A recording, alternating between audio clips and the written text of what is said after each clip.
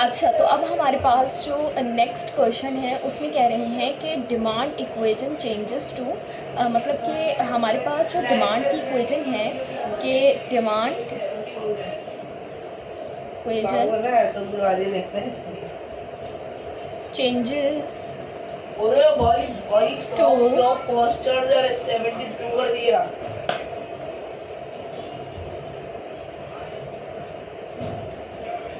Q is equals to 120 minus 2, यानी कि हमारे पास जो डिमांड की इक्वेशन है वो अब जो है वो क्या बन गई है हमारे पास, अब हमारे पास ये आ गई है, ठीक है। तो लेकिन जो सप्लाई की इक्वेशन है ना वो सेम वैसी ही रहेगी, ठीक है। मतलब कि हमारे पास डिमांड, जब सबसे पहले जो डिमांड और सप्लाई की जो हमारे पास इक्वेशन थी वो हमारे पास ये दो थी, ठीक है। तो अभी ये कह रही हैं कि ए पार्ट में कह रहे हैं कि डिमांड की इक्वेशन जो है वो चेंज हो गई है, लेकिन सप्लाई की इक्वेशन अभी भी वही है, ठीक है। तो सप्लाई की यही वाली इक्वेशन और डिमांड की जो चेंज होकर इक्वेशन हमारे पास आई है, इन दोनों को इस्तेमाल करते हुए हम इसी तरह से इक्विलिब्रियम पे जो है वो प्राइस और क्वांटिटी निकालेंगे, ठीक है। और फिर प्राइस और क्वांटिटी निकालने के बाद उसी तरीके से हम जो है वो प्रोड्यूसर सरप्लस और कंज्यूमर सरप्लस के लिए क्या करेंगे, डिमांड कर्व बनाएंगे और सप्लाई कर्व बनाएंगे। बस फ़र्क सिर्फ इतना होगा कि हम इसमें जो है वो डिमांड की ये वाली इक्वेशन को यूज़ कर रहे थे, लेकिन अब जो है हम आगे जो कैलकुलेशन करेंगे ए सेक्शन के लिए, तो उसमें हम ये वाली डिमांड की इक्वेशन को यूज़ करेंगे, ठीक हो गया। अच्छा जी, तो इसी तरह से हम जो है वो डिमांड कर्व निकालेंगे, इंटरसेप्ट निकालेंगे, वाई इंटरसेप्ट, एक्स इंटरसेप्ट, ये सब निकालने के बाद हम इसी तरह से हम प्लॉटिंग करेंगे। और इसी तरीके से हम जो है वो उसमें भी हमारा जो है वो ऊपर वाला ट्राइंगल जो है वो कंज्यूमर सरप्लस को डिटरमाइन करने के लिए इस्तेमाल हो रहा होगा, और जो नीचे वाला ट्राइंगल है वो प्रोड्यूसर सरप्लस को डिटरमाइन करने के लिए इस्तेमाल हो रहा होगा, ठीक है। और इसके अलावा क्वेश्चन देखते हैं बी, ठीक है। मतलब अब बी पार्ट देखते हैं। अब बी पार्ट में क्या कह रहे हैं, बी पार्ट में ये कह रहे हैं कि अब जो डिमांड की हमारे पास जो क्वेश्चन नंबर 1 की जो डिमांड की इक्वेशन थी ना वो तो वही है, लेकिन सप्लाई की इक्वेशन अब ये नहीं है बल्कि चेंज हो गई है। चेंज होके अब हमारे पास क्या आ रही है कि सप्लाई इक्वेशन चेंजेस, ठीक है। तो सप्लाई की जब इक्वेशन चेंज हुई है तो हमारे पास आ रही है Q इज़ इक्वल्स टू 40 + 2।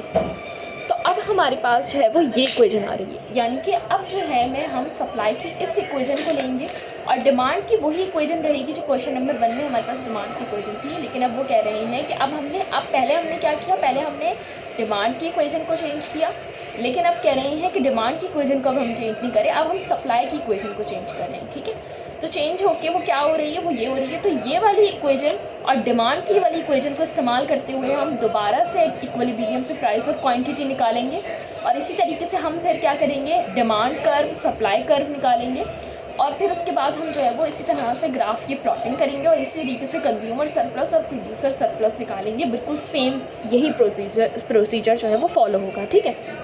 तो इसके जो क्वेश्चन है ये अपने पास प्रैक्टिस के लिए करना, मैं इसके आंसर जो है वो मैं बता दूंगी कि क्या आंसर इसका आना चाहिए, तो उस आंसर को अपने आंसर से मैच कर लेना। इससे पता चल जाएगा कि आप मतलब मेथड है वो समझ आ गया है या नहीं समझ पाया, ठीक है। अब हम अपने नेक्स्ट क्वेश्चन की तरफ चलते हैं, जिसमें हमारे पास कुछ नए कॉन्सेप्ट्स जो हैं वो इंट्रोड्यूस किए जा रहे हैं, ठीक है। तो उसमें हमारे पास कॉन्सेप्ट्स जो आते हैं उसमें हमारे पास आता है price ceiling, price flooring, dead weight और सरप्लस, और इस तरह से ना ये वाले कॉन्सेप्ट्स हमारे पास आए, ठीक है।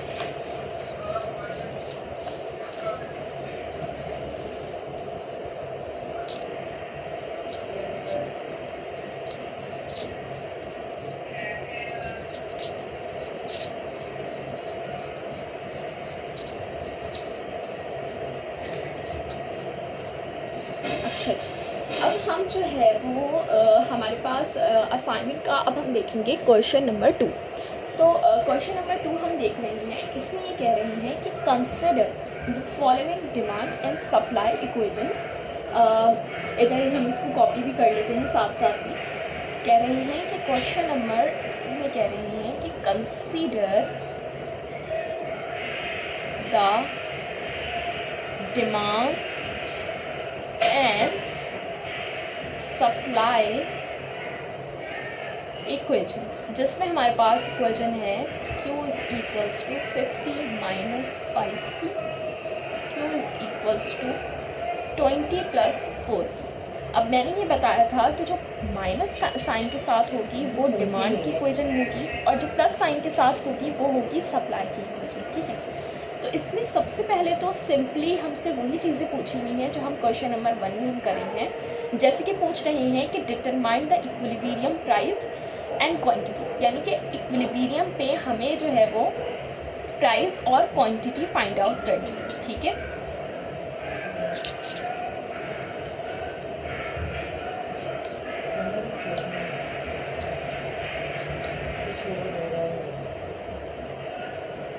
एट इक्विलिब्रियम,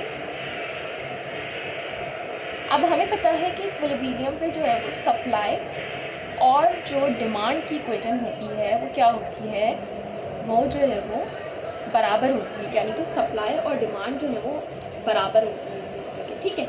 तो अब सप्लाई की इक्वेशन को यहाँ पर कॉपी कर लिया मैंने और डिमांड की इक्वेशन को, और इससे मैं क्या निकालूंगी, इससे मैं प्राइस निकाल लूँगी, ठीक है, जो कि मेरे पास जो है वो प्राइस आ जाएगा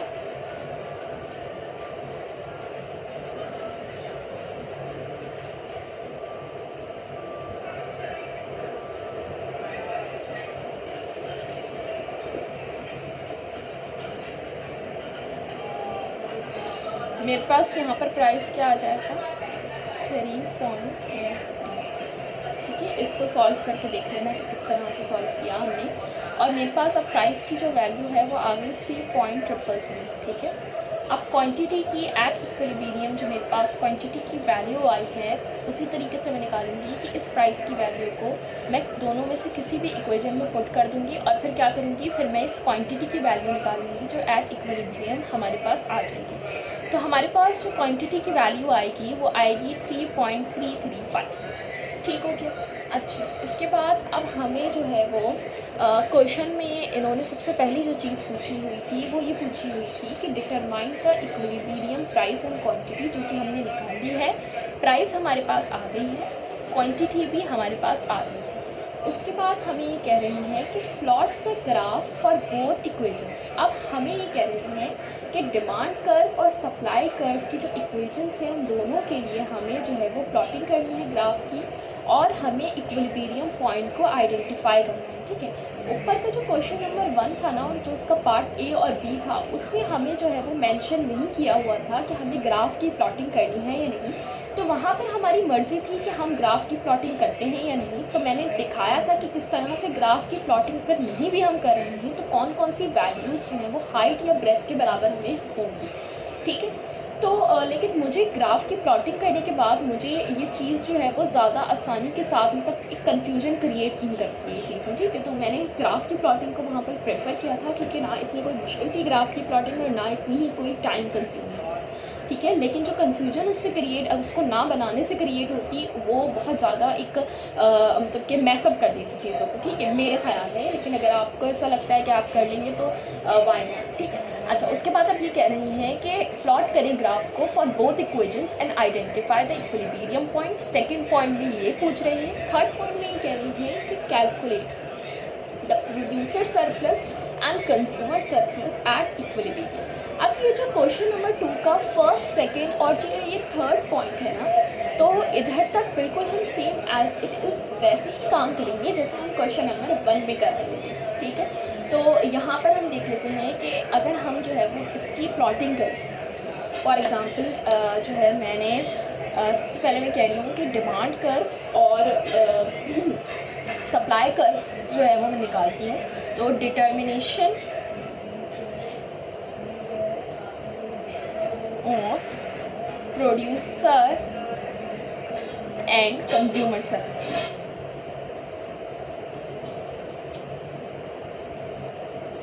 ठीक हो गया।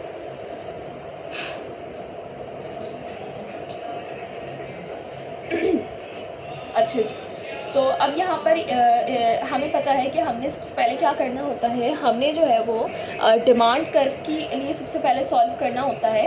तो डिमांड कर्व के लिए मैं सबसे पहले सॉल्व कर रही हूँ। तो जो डिमांड की इक्वेशन है उसको मैं कंसिडर करूँगी यहाँ पर, और मैं सबसे पहले कहूँगी कि अगर इसमें Q अगर 0 है तो P की वैल्यू क्या होगी।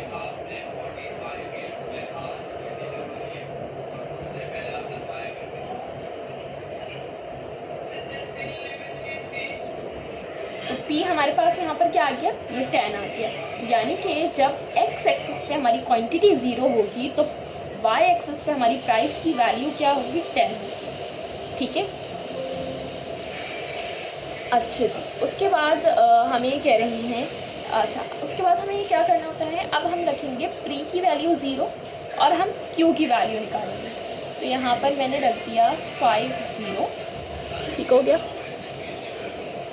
और यहाँ पर 50 के बराबर हमारा क्यू हो, यानी कि जब x एक्सिस पे हमारे पास 50 वैल्यू होगी तो हमारे पास y एक्सिस पे क्या होगा, 0। अब ये हमने डिमांड कर्व के लिए सॉल्व करा। अब इसी तरीके से हम क्या करेंगे, हम सप्लाई कर्व के लिए सॉल्व कर लेंगे।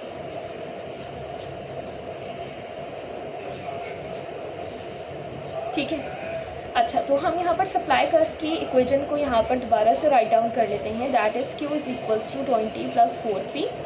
अब हम कहेंगे कि अगर q की वैल्यू 0 है तो हमारे पास p की वैल्यू क्या आएगी, q0 is equals to 20 + 4p, minus का 4p हो जाएगा इज़ इक्वल्स टू 20, और p -20/4, तो 4 1 ज़ा 4, 4 5 ज़ा 20, तो p की जो वैल्यू आ जाएगी -5 आ जाएगी। यानी कि जब हमारे पास x एक्सिस पे हमारे पास 0 होगा तो हमारे पास y एक्सिस पे वैल्यू क्या होगी, -5। अब हम कहेंगे कि अगर p 0 है तो क्या होगा, तो q इज़ इक्वल्स टू 20 + 4 0, और q की वैल्यू हमारे पास क्या आ जाएगी, 20 आ जाएगी। ठीक है, तो हम कहेंगे जब q जो है वो हमारे पास 20 होगा, यानी x एक्सिस पे जब वैल्यू 20 होगी तो y एक्सिस की वैल्यू क्या होगी, 0 हो जाएगी हमारे पास। ठीक हो गया, अच्छा जी। तो अब हम जो है वो सारी चीज़ों को हम क्या करेंगे, अब हमें ना ग्राफ की प्लॉटिंग करनी है, लेकिन हम जब हमारे पास जो है वो कुछ एक्स्ट्रा चीज़ें पूछी जाएँ, जैसे कि हमारे पास हो गया डेट वेट हो गया। ठीक है, अभी आगे क्वेश्चन के 4 पॉइंट में हमें ये पूछा जा रहा होगा कि अब प्राइस फ्लोरिंग का कॉन्सेप्ट आएगा और ये सब आएगा। तो हमारे पास ग्राफ जो है ना वो काफ़ी सिंप्लीफाई करके हम बनाते हैं। ठीक है, तो हम यहाँ पर क्या कह रहे हैं, सबसे पहले हम जो है वो इन सारी वैल्यूज़ को हम जो है वो यहाँ पर पीछे जो है वो ऊपर दोबारा से राइट डाउन कर देंगे। ठीक है, कौन कौन सी वैल्यूज़, सबसे पहले तो हम लिखेंगे कि इक्विलिब्रियम प्राइस क्या है। इक्विलिब्रियम प्राइस हमारे पास है 3.333। फिर हम कहेंगे इक्विलिब्रियम क्वांटिटी क्या है हमारे पास। ठीक है, आई होप कि ये नज़र आ रहा है। इक्विलिब्रियम क्वांटिटी क्या है हमारे पास। ठीक है, तो हमारे पास इक्विलिब्रियम जो क्वांटिटी है वो हमारे पास 33.335 आ गई। अब हमने कहा, जब हमने डिमांड कर्व या डिमांड फंक्शन के लिए हमने जब सॉल्व किया, तो डिमांड फंक्शन या डिमांड कर्व भी लिख सकते हैं, कोई बात नहीं। तो हमने कहा कि जब p 0 था तो हमारे पास जो है वो q की वैल्यू क्या थी, 50 थी। यानी कि जब x एक्सिस पे 50 था तो y एक्सिस पे 0 था, तो ये हमारा क्या हो गया, x का इंटरसेप्ट हो गया। उसके बाद हम कह रहे हैं कि जब हमारे पास q की वैल्यू 0 थी तो p हमारा क्या था, 10। यानी कि जब x एक्सिस पे 0 था तो y एक्सिस पे 10 था, तो ये y का इंटरसेप्ट हो गया हमारे पास। ठीक है, अच्छा जी। उसके बाद ये तो हमारे पास डिमांड फंक्शन हो गए। अब सप्लाई के फंक्शंस देखते हैं कि क्या हैं सप्लाई फंक्शंस। तो इसमें कह रहे हैं कि जब p 0 था तो q क्या था, 20। यानी कि x एक्सिस पे 20 था तो y एक्सिस पे 0 था, तो ये x का इंटरसेप्ट हो गया। ठीक है, फिर कह रहे हैं कि जब q 0 था तो हमारे पास p क्या था, -5 था। तो यहाँ पर जब हम कह रहे हैं कि q 0 था तो y एक्सिस पे -5 था, तो ये हो गया y का इंटरसेप्ट। ठीक हो गया, अच्छा। उसके बाद अब हम ग्राफ की तरफ चलेंगे। अब हमने सारी वैल्यूज़ को लिख लिया। अब मैंने इसमें कहा कि इसमें ग्राफ जो है ना काफ़ी सिंप्लीफाई तरीके से बनेगा। सिंप्लीफाई तरीके का मेरा मतलब क्या था कि अब हम देखेंगे कि हमारे पास जो है वो सबसे पहले तो हम जो है वो लाइन ड्रॉ कर लेते हैं, और हमें पता है कि यहाँ पर माइनस का साइन आ रहा है, तो जाहिर सी बात है y एक्सिस पे हमारे पास जो है वो नेगेटिव स्केल भी हम यहाँ पर बनाएंगे। ठीक हो गया, तो हमने यहाँ पर ड्रॉ करा।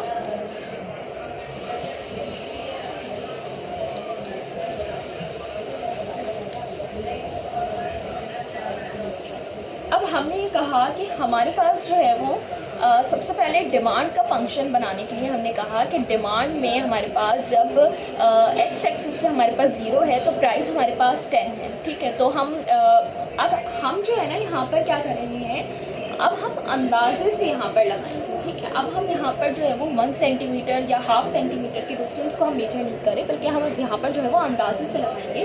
तो हमें ये अंदाज़ा पता है कि डिमांड कर्व जो होता है ना वो ऊपर से लेकर इधर आता है।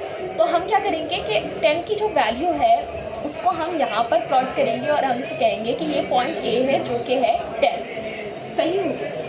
अब हम कह रहे हैं डिमांड के फंक्शन में कि जब हमारे पास y एक्सिस पे 0 है तो x एक्सिस पे हमारे पास क्या वैल्यू है, 50 वैल्यू है। फॉर एग्जांपल हमारे पास ये 0 पॉइंट है। जब हमारे पास y एक्सिस पे 0 है तो x एक्सिस पे हमने अंदाजे से लगा लिया कि हमारे पास जो 50 आ रहा है वो हमारा 50 आ रहा है यहाँ पर, ठीक हो गया। अंदाजे से हमने ये कर लिया कि हमारा 50 यहाँ पर आ रहा है। तो हमने क्या किया, इसको हमने किया और फिर हमने इन दोनों को मिला लिया।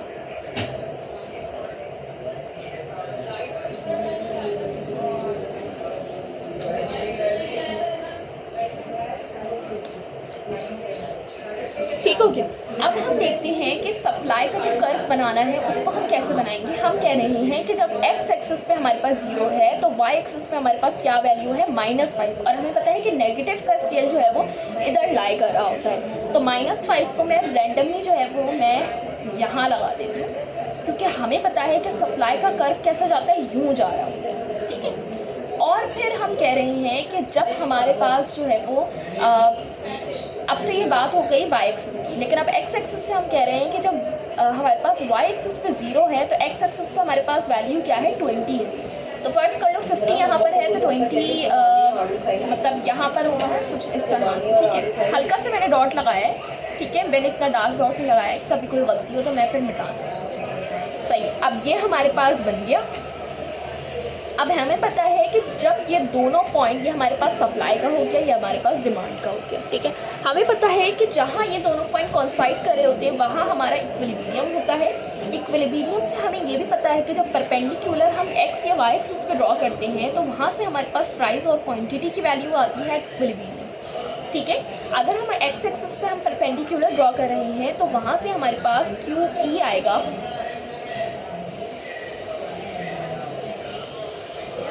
QE आएगा हमारे पास, ठीक है। और वो हमारे पास क्या है, हमने यहाँ पर देखा था कि वो हमारे पास क्या है, 33.335। तो हमने कहा QE क्या है, 33.335, ठीक हो गया। अब हमारे पास यहाँ पर जब हमने y एक्सिस पे परपेंडिकुलर ड्रॉ करा है तो हमें पता है ये प्राइस है एट इक्विलिब्रियम। और ये प्राइस की वैल्यू हमारे पास क्या है, हमने अभी पीछे थ्योरेटिकल जो निकाली है कि इक्विलिब्रियम प्राइस की वैल्यू क्या है, 3.333, ठीक है। तो 3.333, ठीक हो गया।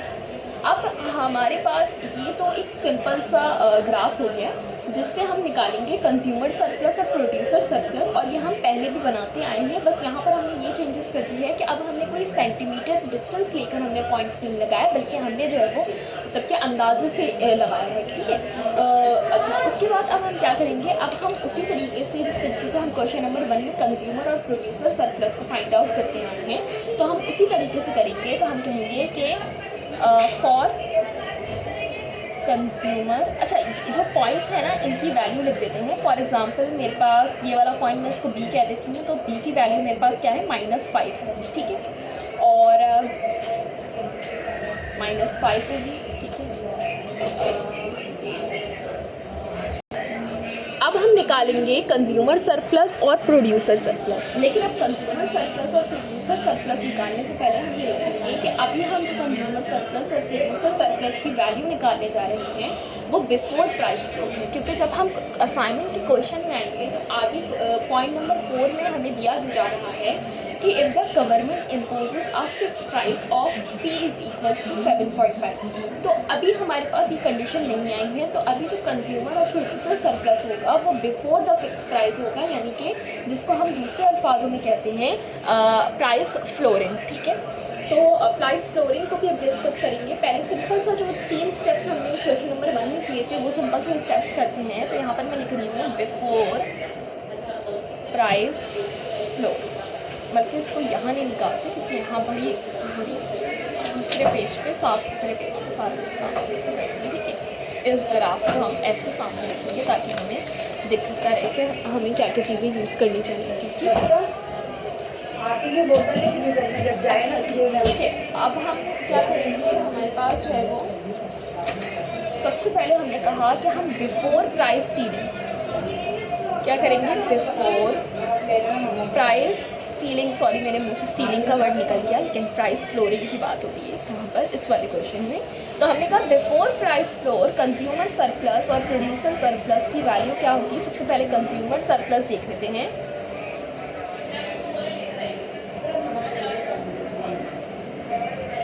तो उसी तरीके से हमने जहाँ हमने पीछे भी बात करी थी, जो कंज्यूमर सरप्लस होता है ना, तो वो हमारे पास होता है ऊपर वाला ट्रायंगल।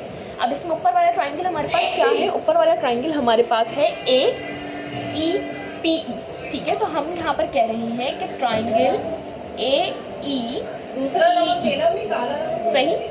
अब हमें पता है ट्रायंगल की वैल्यू निकालने के लिए हम कैसे निकालते हैं, half height multiply by breath. अब हम यहाँ पर हाइट और ब्रेथ देख लेते हैं कि हमारे पास इस ग्राफ में हाइट और ब्रेथ हमारे पास क्या आ रही है इस वाले ट्रायंगल, ठीक है।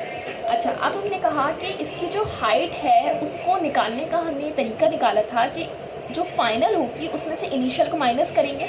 अब यहाँ पर जो फाइनल वाला पॉइंट है वो 10 है, ठीक है, और जो इनिशियल वाला पॉइंट है उसकी भी वैल्यू हमने निकाली हुई है कि 3.33। तो हम यहाँ पर हाइट के लिए हम क्या करेंगे, हाइट के लिए हम कहेंगे कि 10 माइनस 3.33, ठीक हो गया।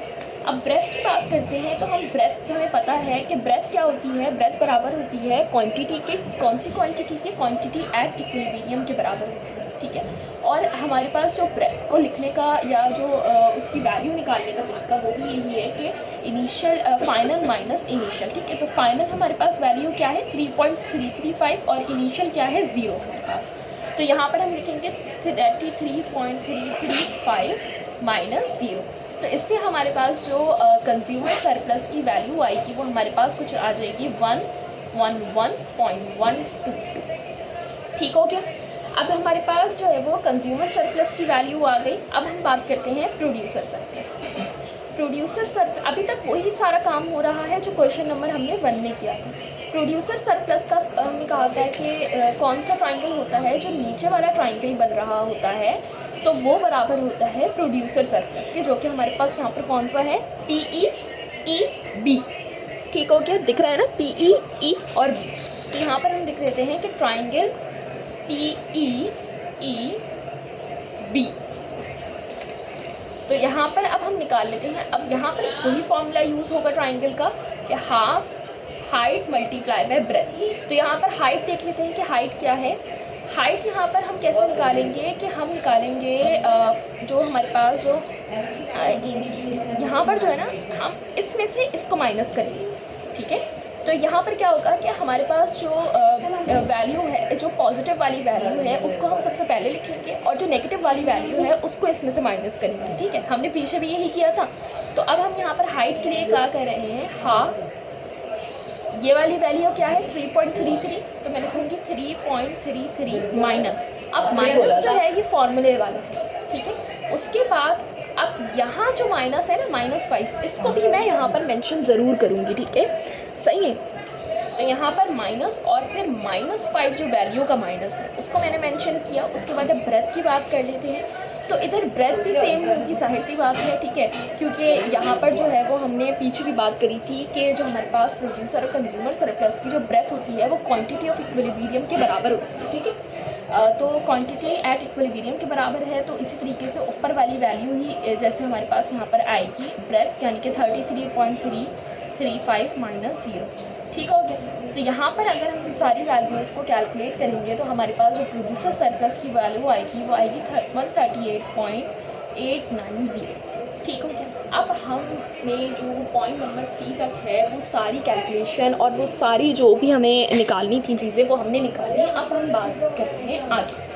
अब आगे हम जब बात चलाते हैं तो हम यहाँ पे पॉइंट नंबर 4 में ये कह रहे हैं कि if the government imposes a fix price of 7.5, यानी कि अब गवर्नमेंट ने क्या कर दिया है, अब गवर्नमेंट ने फिक्स प्राइस को जो है वो सेट कर दिया है, और वो फिक्स प्राइस हमारे पास क्या है, वो हमारे पास है 7.5। अब इस फिक्स प्राइस के इम्पोज होने के बाद जो न्यू प्रोड्यूसर सरप्लस है और जो न्यू कंज्यूमर सरप्लस है, हम एक तो उसको डिटरमाइन करेंगे, उसके अलावा जो हमारे पास डेड वेट लॉस है उसको डिटरमाइन करेंगे, सरप्लस को डिटरमाइन करेंगे और शॉर्टेज को। ठीक है, अच्छा अब हम यहाँ पर देख लेते हैं कि हमारे पास जो प्राइस फ्लोर होता है या फिक्स प्राइस होता है उसको हम मतलब कि वो क्या होता है। ठीक है, तो यहाँ पर अगर दिख रहा हो सही से, ठीक है, तो कह रहे हैं कि अ प्राइस फ्लोर, जिसको हम फिक्स प्राइसिंग भी कहते हैं, is a minimum price set by the government और a regulatory body that in above the equilibrium. यानी कि इक्विलिब्रियम, जब हमारे पास जो इक्विलिब्रियम की प्राइस होती है ना, उससे अबव एक प्राइस सेट की जाती है गवर्नमेंट की तरफ से। ठीक है, तो उसको हम क्या कहते हैं, प्राइस फ्लोरिंग कहते हैं। ठीक है, इट प्रिवेंट्स, अब इस प्राइस फ्लोरिंग का फ़ायदा क्या होता है कि it prevents prices from falling below a certain land to ensure fair compensation for producers and workers। मतलब कि इसकी वजह से जो हमारी प्राइसेस होती हैं वो गिरती नहीं है ज़्यादा, ठीक है, मेंटेन रहती हैं, जिसकी वजह से ना प्रोड्यूसर्स को नुकसान हो रहा होता है और ना वर्कर्स को नुकसान हो रहा होता है। ठीक है, अब ये एक और बात कर रहे हैं कि जो प्राइस फ्लोर है ना, तो वो हमारे पास जब ही अफेक्टेड हो सकता है जब वो हमारे पास इक्विलिब्रियम के अबव सेट किया जाए। ठीक है, अच्छा अगर वो इक्विलिब्रियम से नीचे होगा या कहीं पर और होगा, otherwise they have no impact. ठीक है, अच्छा जी, अब हम बात करते हैं कि जब हमारे पास प्राइस फ्लोरिंग लगी है, फॉर एग्जांपल पॉइंट नंबर 4 में कह रही हैं कि प्राइस फ्लोर हमारे पास लग चुकी है 7.5। तो अब हमने डेफिनेशन से ये बात पता लगा ली है कि जो प्राइस फ्लोर होती है ना, वो इक्विलिब्रियम प्राइस के ऊपर ही लगाई जाती है। तो अब हम अपने ग्राफ को दोबारा देखते हैं, तो ग्राफ में हमारे पास इक्विलिब्रियम प्राइस का पॉइंट ये पर है, यहाँ पर है। अब यहाँ पर हम एक पॉइंट लगाएंगे जो कि हमारे पास प्राइस फ्लोरिंग का पॉइंट होगा, और हम यहाँ से जो है वो लाइन को क्या करेंगे, एक्सटेंड करेंगे। ठीक है, अब मैं इस लाइन को एक्सटेंड करूँगी और ये लाइन इन डिमांड और सप्लाई की लाइन को जो है वो इंटरसेक्ट करती हुई आगे की तरफ चलेगी। ठीक हो गया, अब ये जो मेरा पॉइंट है ना, ये मेरे पास क्या है, ये प्राइस फ्लोर है जिसकी वैल्यू है 7.5। अब जिस पॉइंट पे ये इसको इंटरसेक्ट कर रही है, मैं इससे क्या करूँगी, मैं इससे एक परपेंडिकुलर ड्रॉ करूँगी ऑन एक्स एक्सिस, और यहाँ जो सप्लाई की लाइन को ये इंटरसेक्ट कर रही है, इससे भी मैं एक परपेंडिकुलर ड्रॉ करूँगी ऑन एक्स एक्सिस। अब मेरे पास जो है वो मज़ीद ट्रायंगल फॉर्म हो चुके हैं इस ग्राफ में। तो अब मैं जो है वो क्या करूँगी, मैं इसको जो है वो अब नंबर करूँगी, मतलब इसमें अब नंबरिंग करूँगी। ठीक है, अच्छा जी, तो यहाँ पर नंबरिंग मैं करूँगी। तो यहाँ पर अगर देखा जाए, अब जो हमारे पास हमने जो ये परपेंडिकुलर ड्रॉ करा है ना, तो हमारे पास इस परपेंडिकुलर को और मज़ीद एक्सटेंड करेंगे और सप्लाई वाली जो लाइन है उससे इंटरसेक्ट ये जहाँ पर करेगा। ठीक हो गया, तो उससे हम जो है वो इस यहाँ से फिर हम परपेंडिकुलर ड्रॉ करेंगे on the negative scale of Y axis, और ये वाली जो प्राइस होगी ना हमारे पास, जिसको हम P2 कह रहे होंगे, इसको हमने फाइंड आउट करना होगा। इस पॉइंट को हम कहेंगे QD, इस पॉइंट को हम कहेंगे QS। ठीक है, और बाकी जो पॉइंट्स हैं उनको भी हम नाम दे लेंगे। फॉर एग्जांपल इस पॉइंट को हम कह देते हैं C, इसको कह देते हैं D, इसको तो E पहले से कहा हुआ है हमने। ठीक है, इस पॉइंट को हम कह देते हैं F। ठीक हो गया, अब सारी हमारे पास जो है वो जो भी लेबलिंग है वो हमारे पास हो चुकी है। अब हमने कहा कि प्राइस फ्लोरिंग जो है वो अब इसमें अप्लाई हमने कर दी। अब जो न्यू प्रोड्यूसर सरप्लस और न्यू जो कंज्यूमर सरप्लस की जो वैल्यू है, अब उसको हमने फाइंड आउट करना है। तो उसके लिए हम कौन से ट्राइंगल और कौन से रेक्टेंगल को जो है वो कंसिडर करेंगे। ठीक हो गया, अब हम कहेंगे कि आफ्टर प्राइस फ्लोर, ठीक है, आफ्टर प्राइस फ्लोर हम कह रहे हैं कि न्यू कंज्यूमर सरप्लस, ये बराबर हमारे पास होगा ए, अब पहले ये किसके बराबर था, पहले ये बराबर था ए ई पी ए की। अब हमारे पास ऊपर वाला ट्राइंगल कौन सा बन रहा है, ए सी पी एफ, ठीक है। तो हम क्या करेंगे, अब हम कहेंगे कि अब जो न्यू कंज्यूमर सरप्लस है वो triangle A C P F के बराबर है, ठीक है। और हमें पता है ट्राइंगल को निकालने का क्या फार्मूला होता है, half into height into breadth. अब हम इसमें देखते हैं कि हमारे पास जो हाइट या ब्रेथ है वो हमारे पास क्या है। हाइट की बात करें तो हमारे पास, हमें पता है कि हम जो है वो फाइनल माइनस इनिशियल करते हैं तो हमारे पास हाइट आ जाती है। अब इधर का जो फाइनल पॉइंट है वो 10 है और जो इनिशियल पॉइंट है वो 7.5 है। तो फाइनल माइनस इनिशियल करेंगे तो हमारे पास क्या आ जाएगी, हाइट आ जाएगी। तो यहाँ पर हम लिख देंगे 10 माइनस 7.5। अब ब्रेथ की बात करते हैं तो ब्रेथ के लिए हम कहेंगे कि हमारे पास जो है वो इधर से लेकर इधर तक का जो डिस्टेंस होगा वो ब्रेथ कहलाएगा, और इधर से लेकर इधर तक का जो डिस्टेंस है ना वो क्यू डी के बराबर है, ठीक है।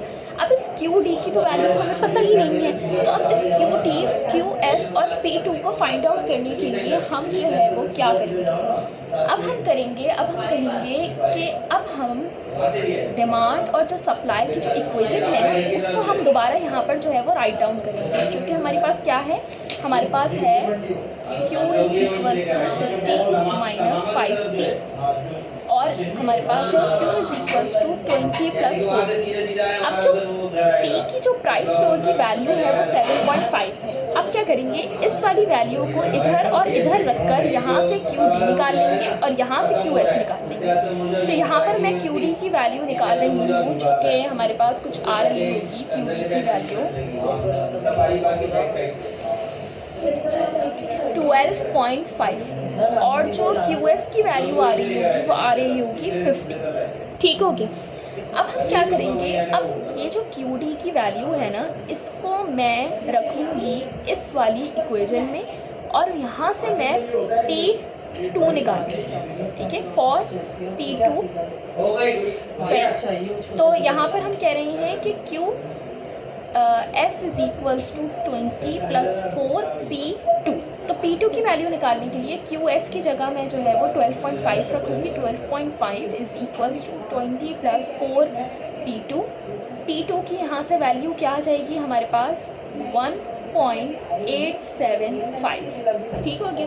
ये सारी जो चीज़ें हैं ना ये याद रखने वाली चीज़ें हैं, ठीक है, कि हमारे पास जो है वो अगर प्राइस फ्लोरिंग की बात करी हुई है तो QD की वैल्यू को पुट करेंगे सप्लाई की इक्वेशन में और फिर P2 निकालेंगे, ठीक है। क्योंकि आगे जो क्वेश्चन नंबर 3 है उसमें ये बातें जो हैं वो क्या हो रही होंगी, उसमें ये बातें जो हैं वो रिवर्स हो रही होंगी, यानी कि उसमें एक नया कॉन्सेप्ट इंट्रोड्यूस होगा जिसकी वजह से ये जो चीज़ें हैं ये मुख्तलिफ होंगी। तो जब प्राइस फ्लोरिंग की बात की जा रही होगी तो ये सारे कॉन्सेप्ट्स आपके जहन में होने चाहिए, ठीक है। और ये भी जहन में होना चाहिए कि न्यू कंज्यूमर सरप्लस जो है वो किसके इक्वल होता है, ठीक है। अच्छा, अब हमारे पास जो है वो यहाँ पर हाइट की वैल्यू तो हमने निकाल ली थी। अब हमने कहा कि हमने QD की वैल्यू भी निकालनी है जो कि हमारे पास है 12.5, QS की वैल्यू हमारे पास है 50, P2 की वैल्यू हमारे पास क्या आ गई है 1.875, ठीक हो गया। अच्छा जी, तो अब हमने कहा था कि हमारे पास जो ब्रेथ की वैल्यू है वो बराबर है QD की, ठीक है। तो QD की वैल्यू पहले हमें नहीं पता थी, अब हमने निकाल ली, वो क्या है 12.5 हमारे पास है, ठीक है। अच्छा, तो अब हमने कहा कि हमारे पास ब्रेथ की वैल्यू जो कि हमारे पास QD के बराबर की 12.5 आ गई है। तो हम इसी तरीके से करेंगे कि फ़ाइनल हमारे पास 12.5 है, इनिशियल हमारे पास 0 है, तो ब्रेथ की वैल्यू को हम इसी तरीके से लिखेंगे कि 12.5 माइनस 0, ठीक है। तो हमारे पास जो कंज्यूमर सरप्लस की जो वैल्यू आएगी वो हमारे पास आएगी